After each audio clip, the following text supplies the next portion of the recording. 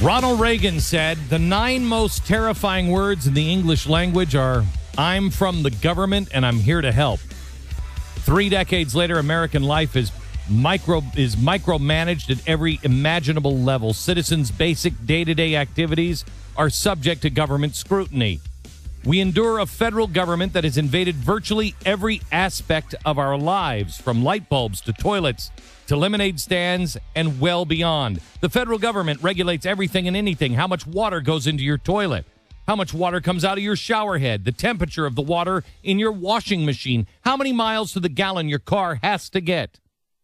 Americans' privacy has been violated at every turn. Since the implementation of the Patriot Act, your banking records, your credit card account, your gun registration, and your phone bill are easy pickings for government snoops who can do pretty much anything they like with your personal information without the hassle of having to get a warrant. The government can literally break down your door, seize your property, even seize you, based on rules and regulations created by unelected bureaucrats with zero accountability. Congress has abdicated its congressional role as the federal body that makes laws by allowing agencies like the EPA, FDA, USDA, and TSA to make their own laws through regulations and red tape. These agencies have assumed frightening new powers over the everyday life of American citizens, giving these government entities free rein over you and me in ways unprecedented in our country's history. Our ever-growing nanny state now includes an arsenal of unconstitutional and unprecedented surveillance and law enforcement powers. These government powers aren't exactly subtle in action or intent. Does anyone think a government with 38 armed federal agencies is kidding around? They're not. They mean business. Your business. Everyone understands that some federal agents must be armed, but most Americans are surprised to learn that the Department of Agriculture, the Department of Fish and Wildlife Service, the Environmental Protection Agency, all have armed SWAT teams. Why does the Department of Agriculture need a small army? Why does the Fish and Wildlife Service need a SWAT team to enforce supposedly mere fishing and hunting regulations? Why do we need to arm government bureaucrats to protect the environment? That is the opening page of Government Bullies by Senator Rand Paul. You will be shocked at what is going on in our own country.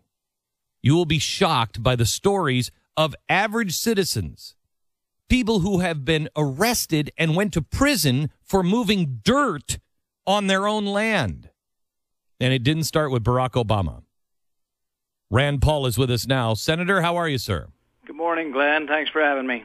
This is I think this is a brave book because this is going well beyond the conversation in polite circles. This is going into the kind of conversation that I have with people that usually people don't want to hear and people don't believe.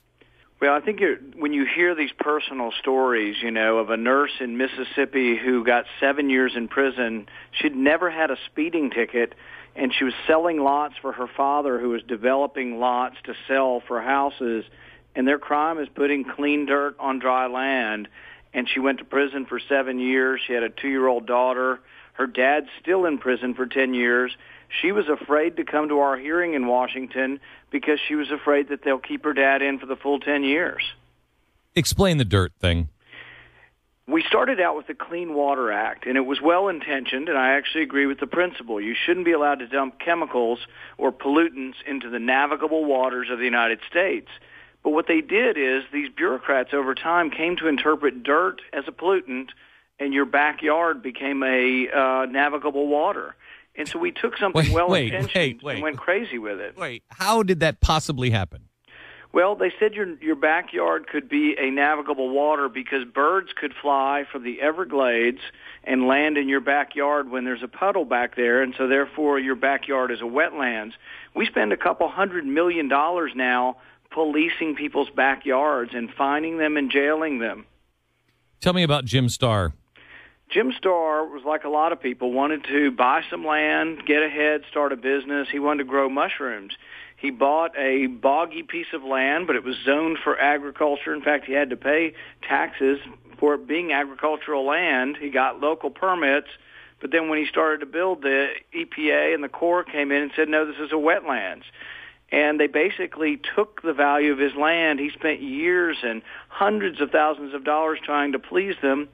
And in the end, he finally gave up. And this is how government is really bullying and terrifying businesses across our country. When you have Gibson guitars, which you talk about in your book, Gibson guitars hadn't even been charged with anything. The thugs came in, kicked their doors down, confiscated their stuff, and still hasn't charged them with anything.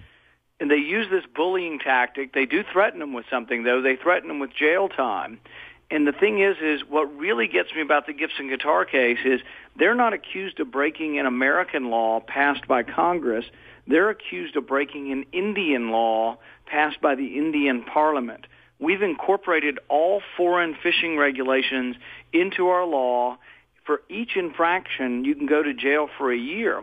So we put another guy in, a U.S. citizen, in jail for 8 years for one of his crimes that he was accused of was a Honduran fishing regulation that said the lobster needs to be in cardboard boxes, not plastic.